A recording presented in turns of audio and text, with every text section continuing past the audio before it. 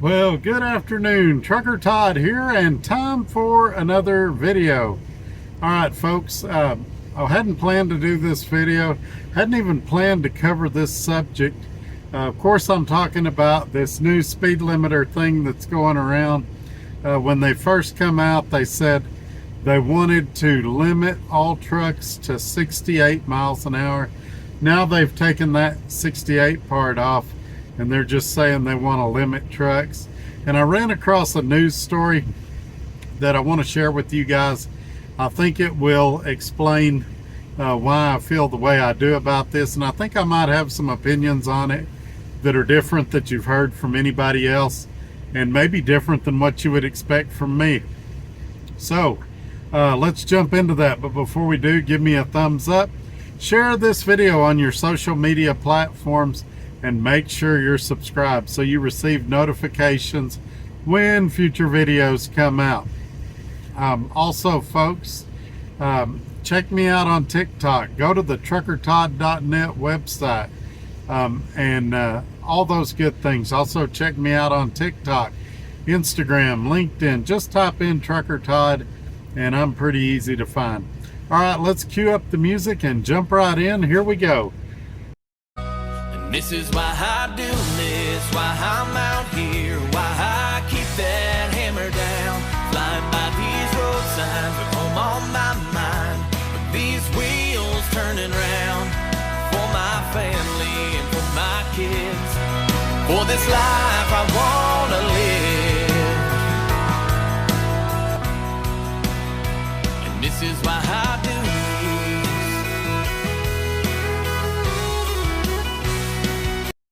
Alrighty, we're back. And immediately in this article, you're going to see some problems. We're going to start with the title and just work our way down. But before we do that, let me tell you the website, and I'll also put a link in the description so you guys can go check it out for yourself. It's abc27.com. That's abc27.com. Now, before I read this article, I also want to tell you that it's got all of the stuff that they always put in here. They're going to paint the truck driver in a bad light. They're going to pick the worst example they can find of a situation where a truck was speeding through a construction zone. They're going to throw that up there. But the one thing they're not going to apply in this article is common sense or personal responsibility. So as I read this article, I'd like you to keep these things in mind. So here's the title. Proposed rule would make large trucks install a device to limit its speed.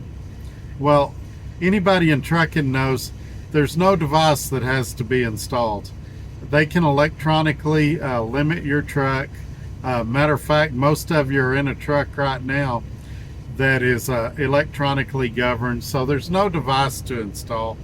And that right there should be your first indicator that this article wasn't written very well or researched very well. And quite frankly, the people that wrote it don't know what they're talking about. But let's let them have a pass on that. Let's move on down. The article was written by Ireland Viscount, who I'm sure is a truck driver and has spent lots of time in a truck. Yeah, right. It says here, the Federal Motor Carrier Safety Administration, as we know them, FMCSA, announced September 25th, 2023, that they intend to move forward with a motor carrier-based speed limiter rule. Now, this is something they've been trying to do forever. Obviously, the mega carriers want it. And my theory on that is it gives them an unfair advantage against the small independents. And you say, well, how, Todd? Let's say that we have a California to Jacksonville load, coast to coast. Solo drivers in both situations. That mega carrier can repower that load several times between the coasts. And they can get it there basically in team type fashion if they have to. Whereas the small independent that's got one or two trucks, he can't do that. And so it really benefits the bigger carriers. Says it's a rule that was introduced in 2016, so they've been trying to do this since 2016 by the FMCSA administration and the Highway Traffic Safety Administration, but never went into effect. Says if passed, trucks weighing more than 26,000 pounds would have a device installed to limit their speed. Again, what device? All you got to do is they plug a computer into it, they turn you down. Most of you are in trucks right now where that's been done. Why the 26,000 pounds? Maybe some of you in trucking don't know. Most of your hot shot rigs, which is a pickup pulling a trailer, there's apportioned for 26,000. So basically everything above hot shot level rigs would be required to get the speed limiter. And here we go. Here's where we start with the safety thing, and then I'll tell you my thoughts on that. I just really want them to sit back and think about all the lives that they can save, said a Monroe County resident, Elaine Miller. All right, well, you know, we've been down this road before. A lot of you older people especially remember when we had a 55 mile per hour national speed limit, and accidents actually went up. It was when they increased the speed limit that accidents went down. You say, well, why is that, Todd? Well, there's a million reasons why, but I believe mainly that people get impatient, they get frustrated. I believe going slower leads to more road rage. I think there's a lot of reasons for it, but the logic that, oh, we're going to save lives if we slow down, there's a falseness to that to a degree. Now, I always say if 68 is safe, why not 60? That'd be even safer. And if 60 is safe, let's go 45. That's even safer. Heck, why don't we all do 5 miles an hour? Then, and I'm talking cars and trucks alike. We're going to get to that too. If we all went 5 miles an hour, we'd have almost no fatalities. Let's, instead of teaching people to drive safely, instead of us all obeying the traffic laws, let's just punish everybody and set the speed limit at 5 miles per hour. That way we don't have any accidents. And the ones we do, they're going to be minor fender benders.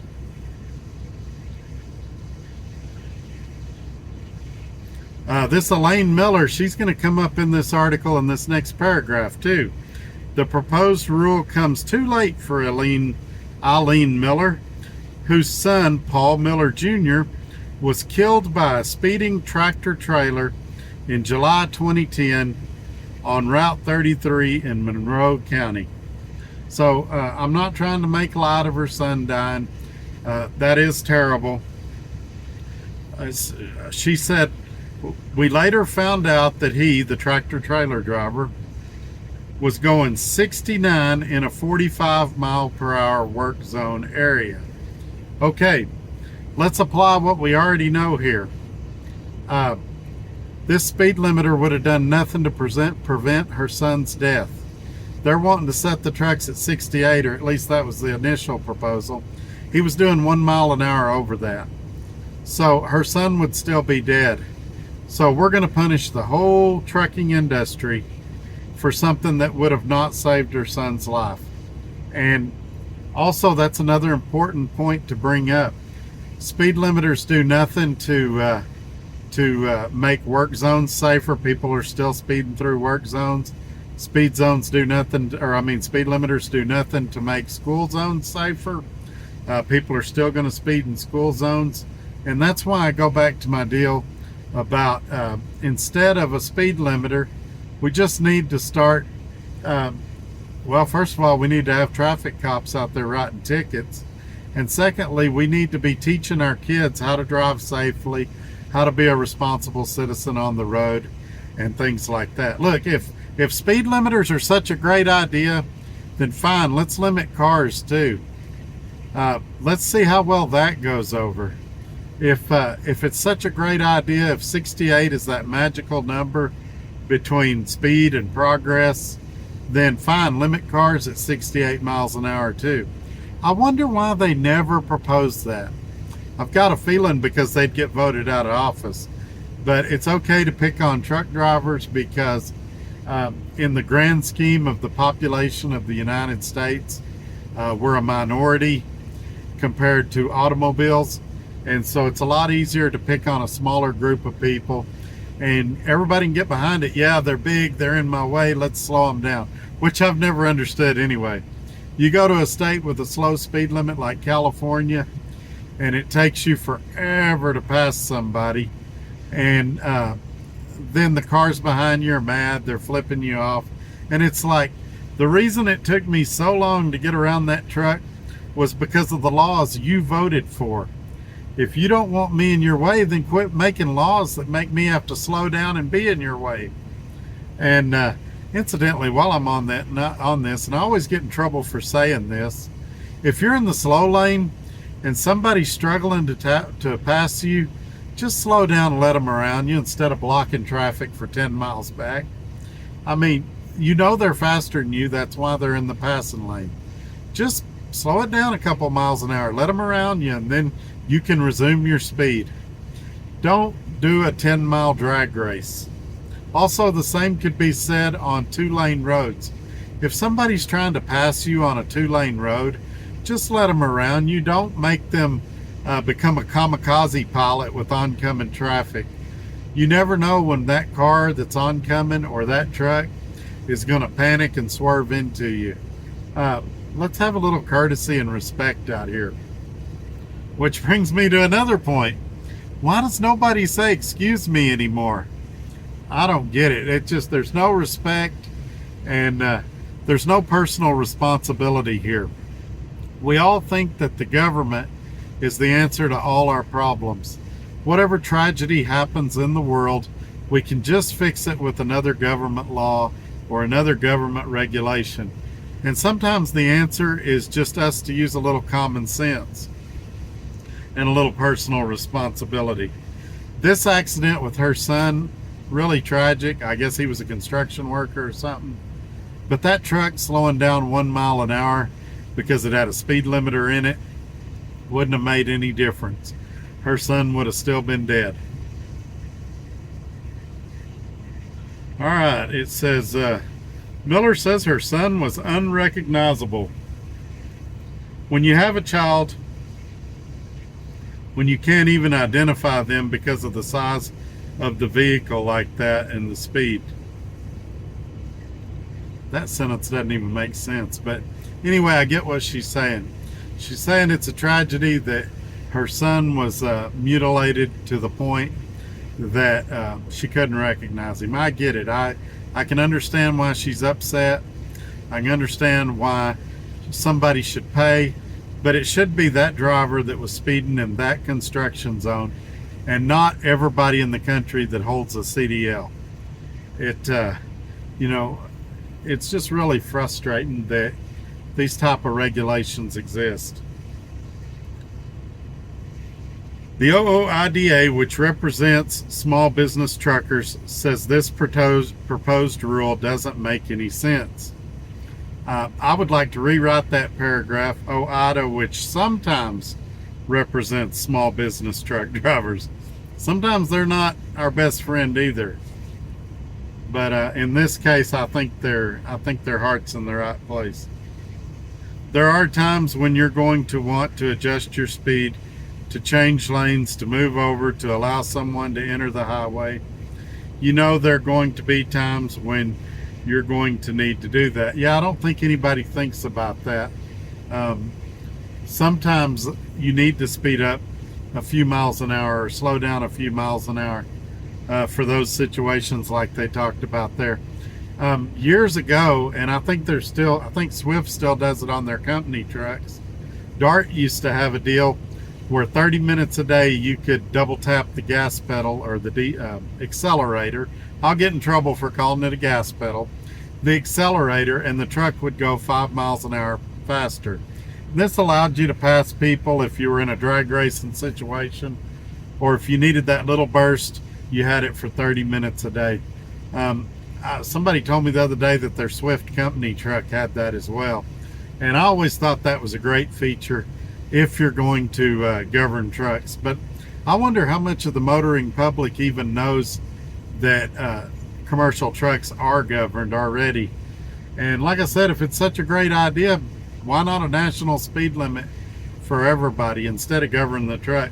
That way you could still speed up and get around somebody if you need to, or if there was a situation like that. But anyway, let's keep going. I've already gone a lot longer than I intended to with this.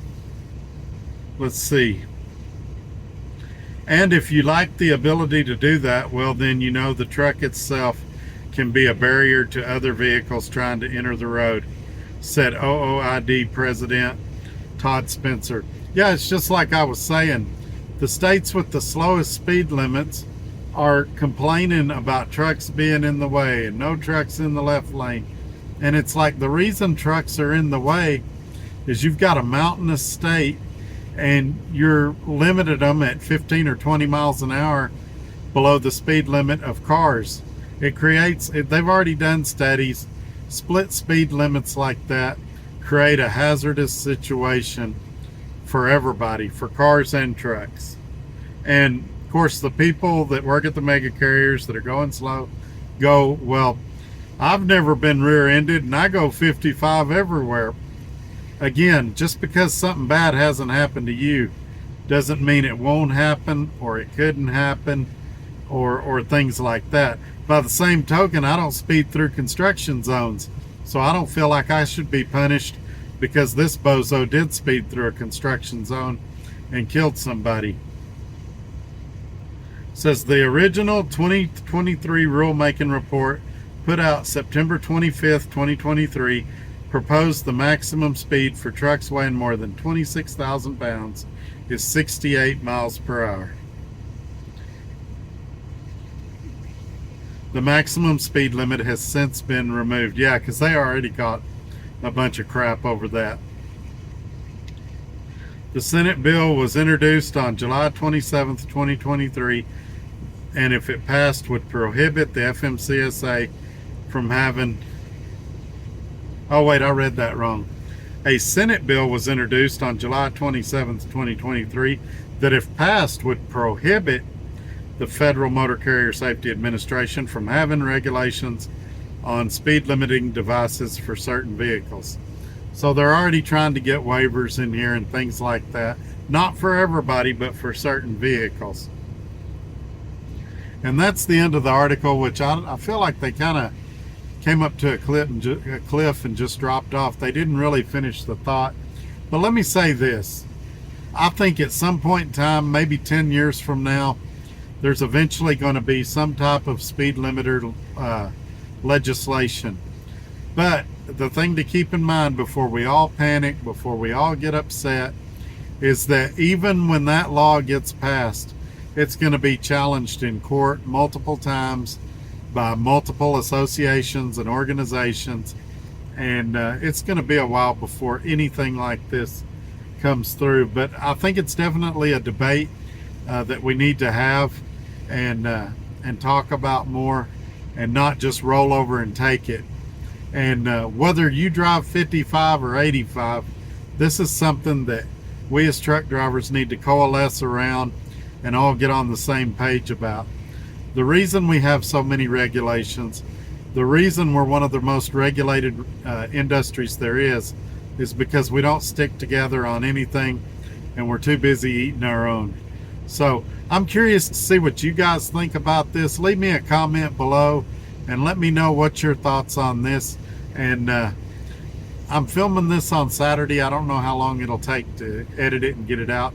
I'm going to try to do a live stream tonight, and hopefully this video will come out before that.